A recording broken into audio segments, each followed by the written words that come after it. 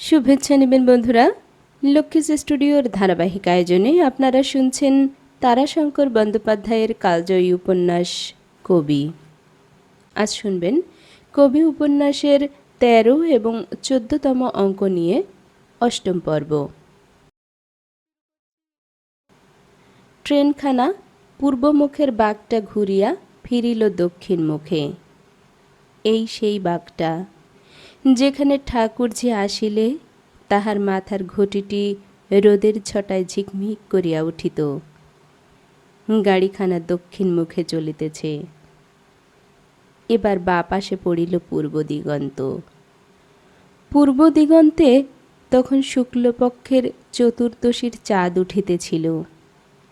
আকাশে পাতলা মেঘের আভাস ভাসিয়া রহিয়াছে, কুয়াশার মতো পাতলা মেঘের আবরণ। তাহার আড়ালে চাঁদের রং ঠিক গুড়া হলুদের মতো হইয়া উঠিয়াছে। নতুন বরের মতো চাঁদ যেন গায়ে হলুদ মাখিয়া বিবাহ বাসরে চলিয়াছে। নিতাই মুগ্ধ দৃষ্টিতে চাঁদের দিকেই চাহিয়া রহিল। ছোট্ট লাইনের ট্রেনগুলি বড় বেশি দোলে, আর শব্দও করে বড় লাইনের ট্রেনের চেয়ে অনেক বেশি, শূন্য কুম্ভের মতো। যে লোকটি নিতাইকে লইতে আসিয়াছিল সে ঝুমুর দলের বেহালাদার, কিন্তু বাজনাও সে জানে। সে বেশ খানিকটা নেশার আমেজে ছিল। ট্রেনের এই অত্যাধিক শব্দে এবং ঝাঁকুনিতে বিরক্ত হইয়া সে বলিল, এই যে ঝাপতাল লাগিয়ে দিল ওস্তাদ। এবং ট্রেনের শব্দের সঙ্গে মিলাইয়া বেঞ্চ বাজাইয়া বাজনা আরম্ভ করিয়া দিল। দেখা দেখি ওপাশের বেঞ্চে দুইটা ছোট্ট ছেলে ট্রেনের শব্দের মর্মার্থ উদ্ধার করিতে আরম্ভ করিল। একজন বলিল, কাঁচা তেঁতুল পাকা তেঁতুল, কাঁচা তেঁতুল পাকা তেঁতুল। নিতাইয়ের মন কিন্তু কিছুতেই আকৃষ্ট হইল না। চাঁদের দিকে চাহিয়া সে ভাবিতেছিল ঠাকুরঝির কথা, রাজনের কথা, যুবরাজের কথা, বণিক মাতুলের কথা, বিপ্রপদের কথা, কৃষ্ণচূড়া গাছটির কথা, স্টেশনের কথা, গ্রামখানির কথা। মধ্যে মধ্যে ইচ্ছে হইতেছিল পরের স্টেশনেই সে নামিয়া পড়িবে। স্টেশন পার হইয়া গেল, কিন্তু সে নামিতে পারিল না। হঠাৎ এক সময়ে সে অনুভব করিল নিজের অজ্ঞাতসারেই তাহার চোখ কখন জলে ভরিয়া উঠিয়াছে। সে কাঁদিতেছে। চোখের জল মুছিয়া ফেলিয়া একটুখানি ম্লান হাসিয়া এতক্ষণে সে সচেতন হইয়া উঠিল। পরক্ষণেই স্বাভাবিক সুকণ্ঠে সে গান ধরিল, আহা। বার দুই তিন টানা নানা করিয়া সুর ভাজিয়া গান ধরিল। চাঁদ, তুমি আকাশে থাকো, আমি তোমায় দেখব খালি। ছুতে তোমায় চাই না কো হে চাঁদ, তোমার সোনা রঙে লাগবে কালি। বাজনাদারটা নেশার মধ্যেও সজাগ হইয়া বসিয়া বলিল, বাহ বা ওস্তাদ, গলাখানা পেয়েছিলে বটে বাবা। বলিয়াই সে তার ধর্তার মুখে বেঞ্চে একটা প্রকাণ্ড চাপড় মারিয়া বলিল, হেইতা তেরে কাটা তেতা, হেইতা তেরে কাটা তাতা। গাহিতে গিয়া নিতাই পরের কলি বদলাইয়া দিল। মন যেন গানে ভরিয়া উঠিয়াছে। সুরে ফেলিলেই সে গান হইয়া বাহির হইয়া আসিতেছে। না না, তাও করো মার্জনা, আজ থেকে আর তাও দেখব না। জানতাম না কো এই কুচোখের দৃষ্টিতে বিষ দেয় হে ঢালি। স্টেশনের পর স্টেশন অতিক্রম করিয়া ট্রেন চলিয়াছিল। নিতাই গানখানা বারবার ফিরাইয়া ফিরাইয়া গাহিয়া চলিয়াছে। গাহিয়া যেন তাহার তৃপ্তি হইতেছে না। ট্রেনটা খটখট শব্দে লাইনের জোড়ের মুখ অতিক্রম করিয়া একটা স্টেশনে আসিয়া ঢুকিল। স্টেশনের জমাদার হাঁকিতেছে, কান্দরা, রামজীবনপুর। বাজনাদার জানালা দিয়া মুখ বাড়াইয়া স্টেশনটার চেহারা দেখিয়াই ব্যস্ত হইয়া বলিল, ওই এরই মধ্যে চলে আইসে লাগছে। নামো নামো ওস্তাদ, নামো। নিতাই নামিল, কিন্তু গান বন্ধ করিল না। গলা নামাইয়া মৃদুস্বরে গাহিতে গাহিতেই সে স্টেশন পার হইয়া পথে নামিল। তাই চলেছি দেশান্তরে, আধার খুঁজে ফিরব ঘুরে। কাকের মুখে বার্তা দিও, 16 কলায় বাড়ছ খালি। স্টেশন হইতে মাইল 2 হাঁটা পথে চলিয়া নিতাইয়ের মনের অবসাদ অনেকখানি কাটিয়া আসিল। রাস পূর্ণিমায় আলেপুরের মেলা বিখ্যাত মেলা। কাতারে কাতারে লোক যায় আসে। চতুর্দশীর প্রায় পূর্ণচন্দ্রের জ্যোৎস্নার মধ্যেও 2 মাইল দূরবর্তী মেলাটার উপরের আকাশখণ্ড আলোর আভায় ঝলমল করিতেছে। ইহার পূর্বেও নিতাই দেখিবার জন্য এ মেলায় আসিয়াছে। কেবল আলো, আলো আর আলো। সেই আলোর ছটা উজ্জ্বল পণ্য সম্ভার ভরা সারি সারি দোকান, আর পথে ঘাটে মাঠে শুধু লোক, লোক আর লোক। মেলাটার স্থানে স্থানে নানা আনন্দের আসর, যাত্রা, কবি, পাঁচালী, ঝুমুর। চারিপাশে কাতারে কাতারে দর্শক। এমনই একটি আসরে আজ তাহাকে গান করিতে হইবে। কবি ও ঝুমুরের দল এক হইয়া অপর একটি এমনই দলের সহিত পাল্লা দিয়া গান করিবে। সঙ্গের লোকটি বলিয়াছে তাহাকেই অর্থাৎ মুখপাত্র হিসেবে গান করিতে হইবে।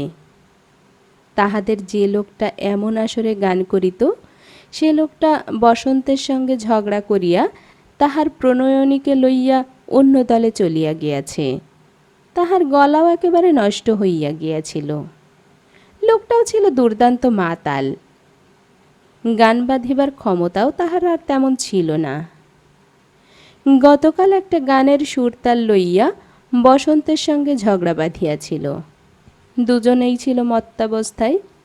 শেষ পর্যন্ত লোকটা বসন্তকে অশ্লীল গাল দেওয়ায় বসন্ত তাহার পিঠে লাথি বসাইয়া দিয়াছিল।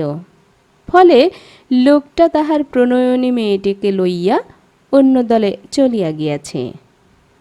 কবিয়াল এবং ভালো গানেওয়ালা না হইলে মেলায় চলিবে না।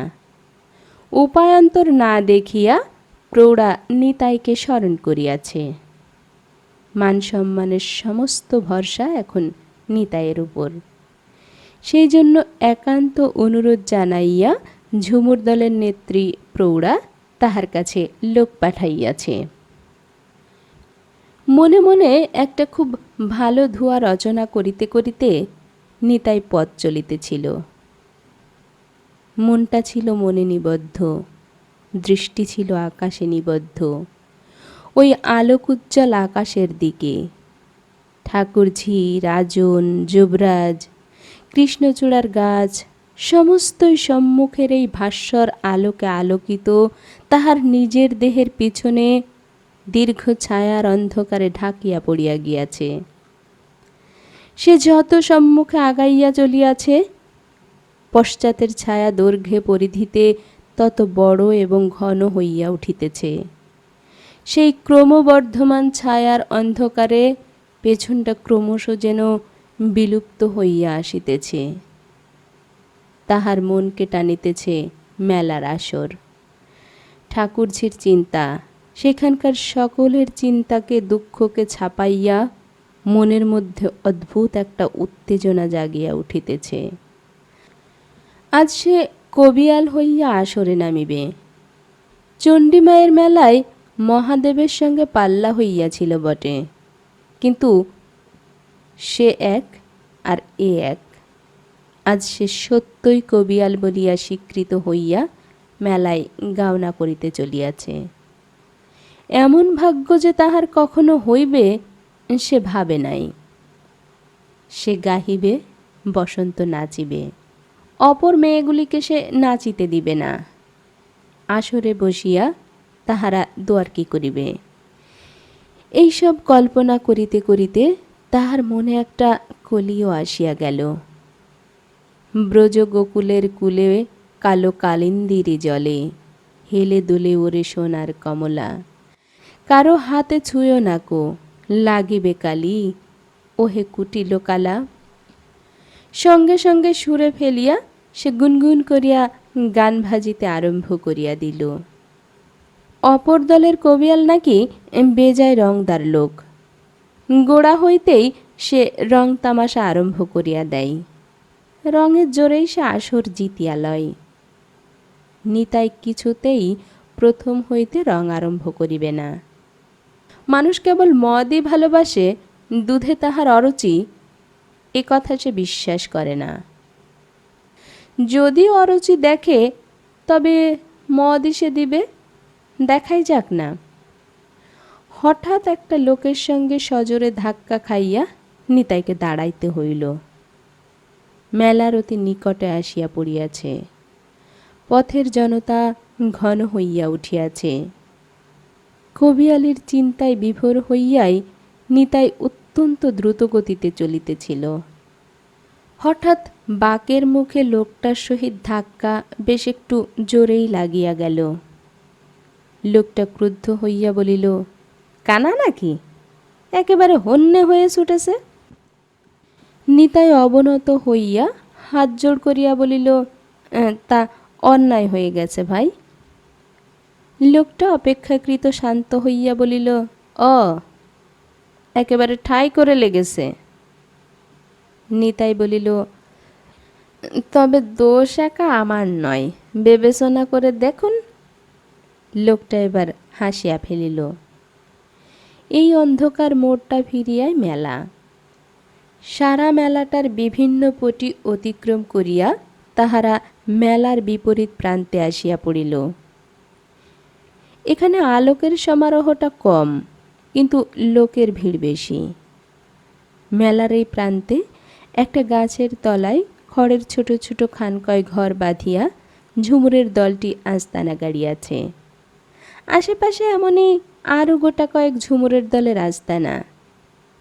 একপাশে খানিকটা দূরে জুয়ার আসর। তাহারই পর চতুষ্কোণ আকারের একটা খোলা জায়গায় সারি সারি খড়ের ঘর বাঁধিয়া বেশ্যাপল্লী বসিয়ে গিয়াছে। সে যেন একটা বিরাট মধুচক্রে অবিরাম গুঞ্জন উঠিতেছে। মধ্যে মধ্যে নেশায় উন্মত্ত জনতা উচ্ছৃঙ্খল কোলাহলে ফাটিয়া পড়িতেছে। তেমনই একটি কোলাহলে নিতাইয়ের গানের কলি দুইটা গোলমাল হইয়া গেল। বসন্তদের ঝুমুর দলের আস্তানায় ঘরগুলোর সামনে গাছতলায় চ্যাটাই পাতিয়া লণ্ঠনের আলোয় প্রৌঢ়া সুপারি কাটিতেছিল।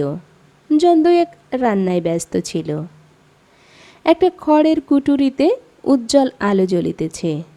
মেয়ে পুরুষের সম্মিলিত হাসির উচ্ছ্বাসে ঘরখানা উচ্ছ্বসিত।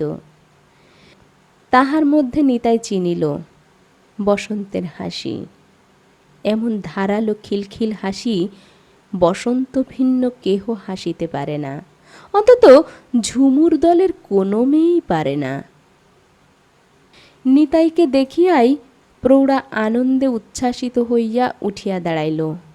এসো এসো বাবা, এসো, আমি তোমার পথ চেয়ে রয়েছি।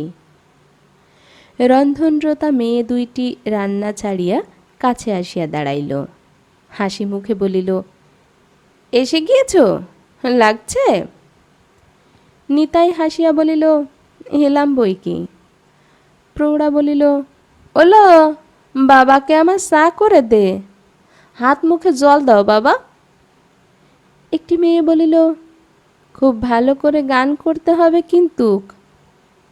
অন্য মেয়েটি ছুটিয়া গিয়া আলোক উজ্জ্বল কুঠুরিটার দুয়ারে দাঁড়াইয়া বলিল, ওলে বসন, কবিয়াল আইছিল, তোর কালামানিক। নিতাই হাসিয়া সংশোধন করিয়া দিল, কালো মানিক লয়, কয়লা মানিক। বসন্ত ঘর হইতে বাহির হইয়া আসিল। তাহার পা টলিতেছে। ডাগর চোখের পাতা ভারী হইয়া নামিয়া আসিতে চাহিতেছে। নাকের ডগায়, চিবুকে, কপালে ঘাম দেখা দিয়াছে। সে আসিয়া দৃষ্টি বিস্ফোরিত করিয়া নিতাইয়ের দিকে চাহিয়া তাহার হাত ধরিয়া বলিল, না, তুমি আমার কালো মানিক। আমার মান রেখেছ তুমি, সিদ্ধ কুম্ভে জল রেখেছ, তুমি আমার কালো মানিক।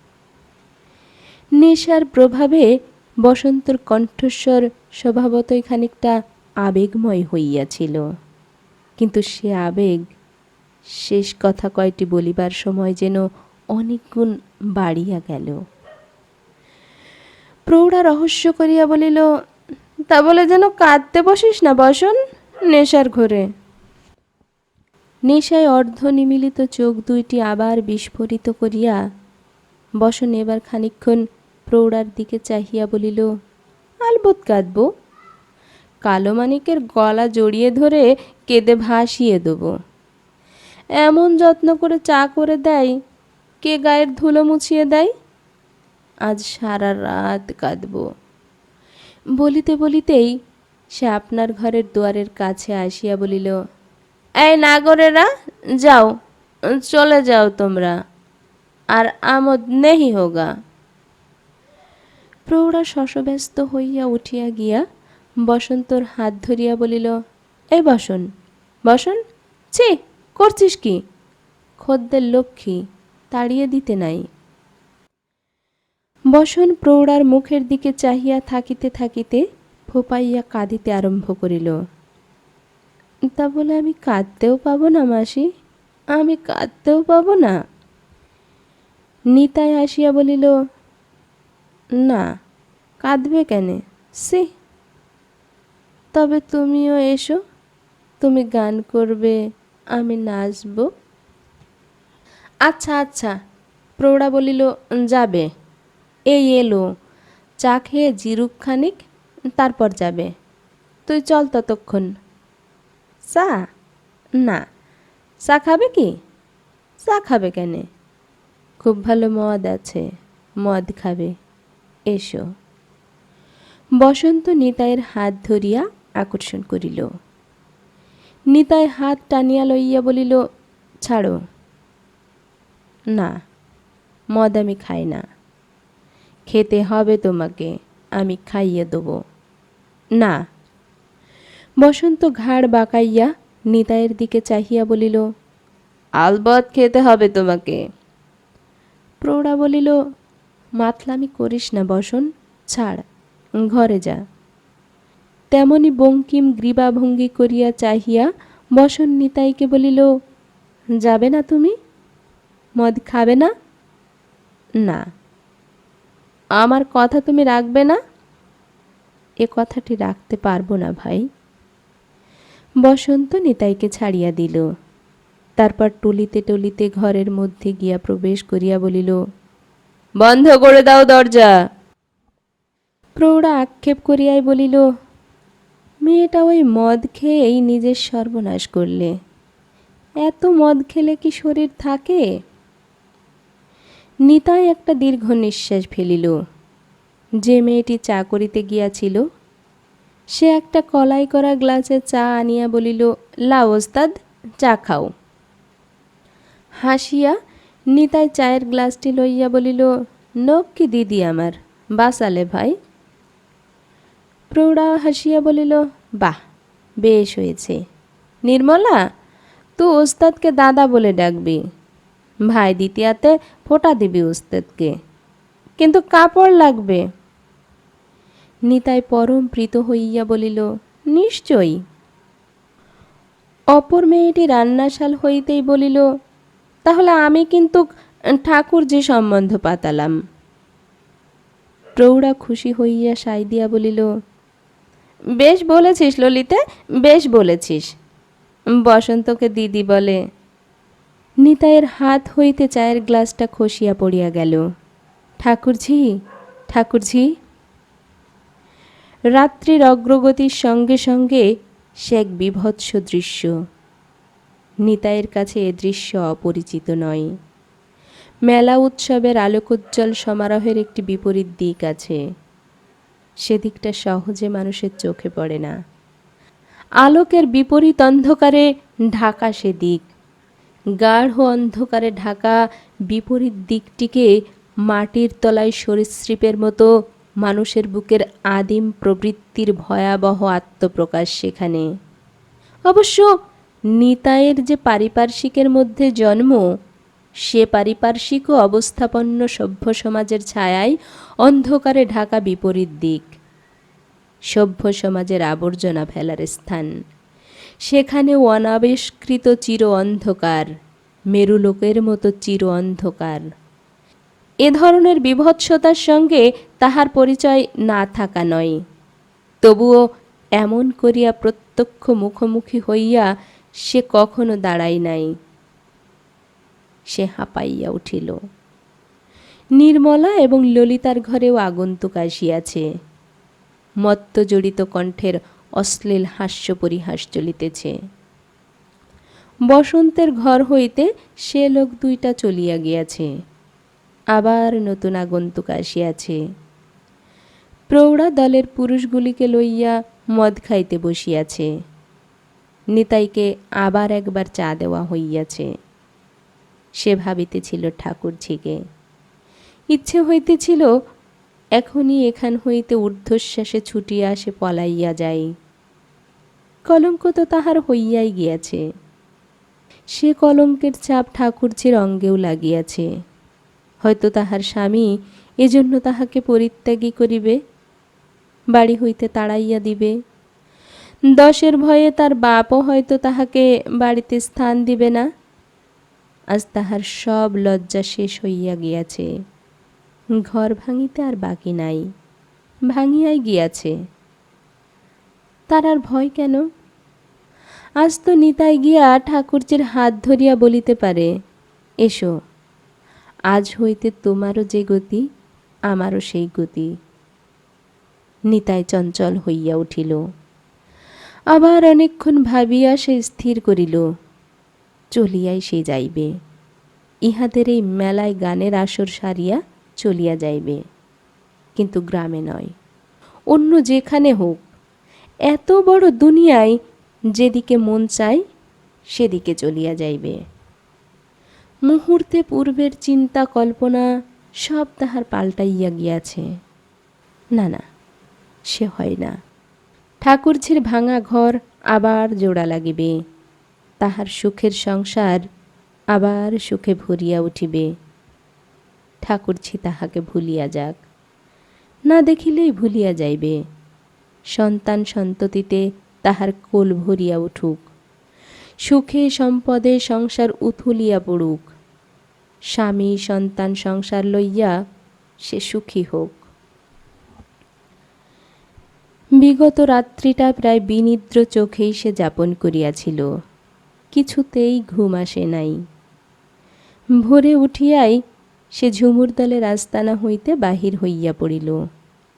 একটা প্রকাণ্ড দিঘিকে মাঝখানে রাখিয়া দিঘির চারিপাশে মেলা বসিয়াছে। রাস পূর্ণিমায় রাসোৎসব মেলা। দিঘির পূর্ব দিকে রাধা গোবিন্দের মন্দির, পাশেই সেবায়েত বৈষ্ণব বাবাজির আখড়া। মুখ হাত ধুইয়া নিতাই সেই রাধা গোবিন্দের মন্দিরে গিয়া বসিল।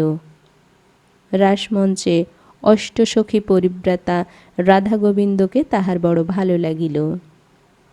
সেইখানেই বসিয়া সে গান রচনা আরম্ভ করিয়া দিল। রাধাকৃষ্ণের যুগল রূপের স্তবগান। প্রথমে গুনগুন করিয়া গানখানি রচনা শেষ করিয়া বেশ গলা ছাড়িয়া গান আরম্ভ করিল। মিষ্ট গলার গানে বেশ কয়েকজন লোকও জমিয়া গেল। আখড়ার মহন্তও বাহির হইয়া আসিলেন। নিতাই গাহিতেছিল, আশমিটায় দেখো রে নয়ন যুগল রূপের মাধুরী। মহন্ত চোখ বুজিয়া ঘাড় নাড়িয়া তাল দিতে দিতে একজনকে বলিল, খোল আনো তো বাবা। মহন্ত খোল লইয়া নিজেই সঙ্গত আরম্ভ করিয়া দিলেন। গান শেষ হইলে বলিলেন, তোমার কণ্ঠটি তো বড় ভালো, পদাবলী জানো বাবা? নিতাই পদাবলী কথাটা বুঝিল না। বিনীতভাবে প্রশ্ন করিল, আজ্ঞে? মহাজন পদাবলী বাবা, চণ্ডীদাস, বিদ্যাপতি, জ্ঞানদাসের পদ। নিতাই হাত জোড় করিয়া বলিল, প্রভু, অধীনের অধম নিচকুলে জন্ম, এসব কি করে জানব বাবা? হাসিয়া মহন্ত বলিলেন, জন্ম তো বড় নয় বাবা, কর্মই বড়। মহাপ্রভু আমার আচণ্ডালে কোল দিয়েছেন। মুহূর্তে নিতাইয়ের চোখ দুইটা জলে ভরিয়া উঠিল। বলিল, কর্মও যে অতি হীন প্রভু। ঝুমুর তলে বেশ্যাদের সঙ্গে থাকি, কবি গান করি। কবি গান করো? আগে হ্যাঁ প্রভু। যে গান তুমি গাইলে সে কি তোমার গান? মাথা নত করিয়া সলজ্জ হইয়া নিতাই বলিল, আগে হ্যাঁ। মোহন তো সাধুবাদ দিয়া বলিলেন, ভালো ভালো, চমৎকার গান। তারপর বলিলেন, কর্ম তো তোমার অতি উচ্চ কর্মই বাবা। তোমার ভাবনা কি? যারা কবি তারাই তো সংসারের মহাজন, তারাই তো সাধক। কবির গানে ভগবান বিভোর হন। চণ্ডীদাসের পদাবলী শুনে মহাপ্রভু ভাবে বিভোর হয়ে নাচতেন। টপ টপ করিয়া কয়েক ফোঁটা জল নিতাইয়ের চোখ হইতে ঝরিয়া পড়িল। সে বলিল, কিন্তু সঙ্গ যে অতি নীচ সঙ্গ বাবা, বেশ্যা। মোহন তো হাসিয়া হাত তুলিয়া ইঙ্গিতে নিতাইকে বাধা দিলেন। বলিলেন, প্রভুর সংসারে কেউ নীচ নাই বাবা। নিজে পরে নয়, নিজে নীচ হলে সেই ছোঁয়াচে পরে নীচ হয়। নীল চশমা চোখে দিয়েছ বাবা? সূর্যের আলো নীলবর্ণ দেখায়। তোমার চোখের চশমার রঙের মতো তোমার মনের ঘৃণা অপরকে ঘৃণ্য করে তোলে। মনের বিকারে এমন সুন্দর পৃথিবীর উপর রাগ করে মানুষ আত্মহত্যা করে মরে। আর বেশ্যা বাবা, চিন্তামণি বেশ্যা, সাধক বিল্বমঙ্গলের প্রেমের গুরু। জানো তো বাবা বিল্বমঙ্গলের কাহিনী? নিতাই বিল্বমঙ্গলের কাহিনী জানত। গ্রামের বাবুদের থিয়েটারে বিল্বমঙ্গল পালা শেষ দেখিয়াছে। সে বলিল, হ্যাঁ। কাহিনীটা তাহার সব মনে পড়িয়া গেল। মোহন তো সস্নেহে বলিলেন, তবে? নিতাই ফিরিয়া আসিল অদ্ভুত এক মন লইয়া। ঝুমুর দলের মেয়েগুলি গান বাজনায়, নাচে, সুরে, তালে পারদর্শনী বলিয়াই নিতাই বাহিরে তাহাদের খাতির করিত, কিন্তু মনের গোপন কোণে ঘৃণাই সঞ্চিত ছিল। আজ এই মুহূর্তে সেটুকুও যেন মুছিয়া গেল। মনটা যেন তাহার জুড়াইয়া গিয়াছে। ফিরিবার পথে বারবার তাহার চোখে জল আসিল। কাপড়ের খুঁটে সে চোখ মুছিল আর মনে মনে বাবাজিকে প্রণাম করিল। মনে মনে সংকল্প করিল, গোবিন্দের প্রসাদের সঙ্গে সে বাবাজির প্রসাদকণাও চাহিয়া লইবে। ঝুমুর দলের আস্তানায় আসিয়া সে অবাক হইয়া গেল। মনে হইল, এও বুঝি গোবিন্দের কৃপা। আশ্চর্য! আজিকার প্রভাতের এই স্থান ও পাত্রপাত্রীগুলির রূপের সহিত গতরাত্রির স্থান ও পাত্রপাত্রীগুলির এতটুকু মিল নাই। সমস্ত স্থানটা গোবর মাটি দিয়া অতি পরিপাটি রূপে নিকাইয়া ফেলা হইয়াছে। গাছতলায় একটা কলার পাতায় অনেকগুলি ফুল। মেয়েগুলি স্নান সারিয়া জলসিক্ত চুল পিঠে এলাইয়া দিয়া শান্তভাবে বসিয়া আছে। সকলের পরনেই লাল পাড় শাড়ি। একটি নিবিড় এবং গভীর শান্ত পবিত্রতার আভাস যেন সর্বত্র পরিস্ফুট। বসন্ত পিছন ফিরিয়া বসিয়াছিল। নির্মলা ও ললিতা বসিয়াছিল এই দিকে মুখ ফিরাইয়া। তাহারা অভ্যর্থনা করিয়া বলিল, বেশ মানুষ যা হোক তুমি, এই এত বেলা পর্যন্ত কোথায় ছিলে বলো দেখি? বসন্ত মুখ ফিরাইয়া লইল এবং পরক্ষণেই সে উঠিয়া রান্নাশালে চলিয়া গেল। নিতাই আসিয়া নির্মলা ও ললিতার কাছে বসিয়া বলিল, বা ভারী ভালো লাগছে কিন্তু। চারদিক নিকানো, তোমরা সব চান করেছ, লাল পেড়ে কাপড় পরেছ। হাসিয়া নির্মলা বলিল, আজ যে লক্ষ্মী পুজো গো দাদা। লক্ষ্মী পুজো? হ্যাঁ, পূর্ণিমে বৃহস্পতিবার, আমাদের 12 মেসের লক্ষ্মী পুজো আজ। নিতাই অবাক হইয়া গেল। এতদিন মেলামেশা করিয়াও এ কথাটা সে জানিত না।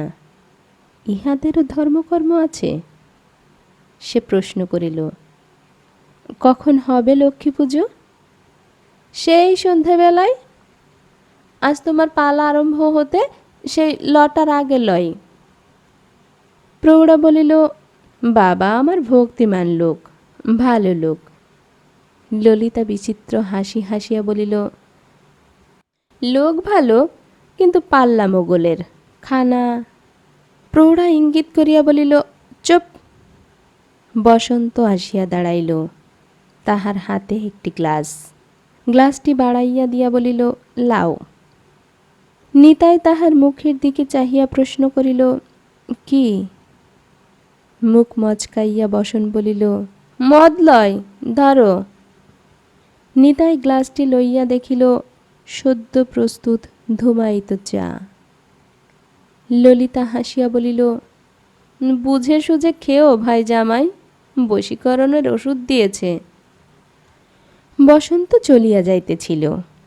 সে ঘুরিয়া দাঁড়াইয়া মুখ বাঁকাইয়া বলিল, আগুন পোড়ার মুখে। নিতাই হাসিয়া কথাটা নিজের গায়ে লইয়া বলিল, তাই দাও ভাই, কয়লার ময়লা ছুটে যাক। আগুনের পাড়া বরণ হোক আমার, জানো তো, আগুনের পরশ পেলে কালো কয়লা রাঙা বরণ। ললিতা খিলখিল করিয়া হাসিয়া বলিল, যাও কেনে? আগুনের শীষ তো জ্বলছেই, গায়ে গায়ে পরশ নিয়ে আগুন ধরিয়ে নিয়ে এসো। বসন্তের চোখে ছুরির ধার খেলিয়া গেল, কিন্তু পর মুহূর্তেই সে হাসিয়া বলিল, মদ জলে দেখেছিস? বলিয়া নিজের দেহখানা দেখাইয়া সে বলিল, এ হলো মদের আগুন। বলিয়া সে ঘরের মধ্যে চলিয়া গেল। নিতাইয়ের মনে পড়িল গত রাত্রির কথা। সে হাসিল। ইহার মধ্যে নিতাই বসন্তের হইয়া গিয়াছে। বসন্ত জানিয়াছে নিতাই তাহার। মেয়েদের সেদিন সমস্ত দিন উপবাস। সে উপবাস তাহারা নিষ্ঠার সহিত পালন করিল। সন্ধ্যায় ফলমূল, সন্দেশ, দুধ, দই, নানা উপচারে ও ফুল, দীপ, ধূপ নানা আয়োজনে পরম ভক্তির সহিত তাহারা লক্ষ্মী পুজো করিল। পূজা শেষে প্রৌঢ়াকে কেন্দ্র করিয়া এক একটি সুপারি হাতে ব্রতকথা শুনিতে বসিল। নিতাই অদূরেই বসিয়াছিল। অপর পুরুষগুলি দূরে মদ্যপান করিতে বসিয়াছে। মদ খাইতে খাইতেই তাহারা রাত্রির আসরের জন্য সাজসজ্জা করিতেছে। বেহালাদার বেহালার পরিচর্যায় ব্যস্ত।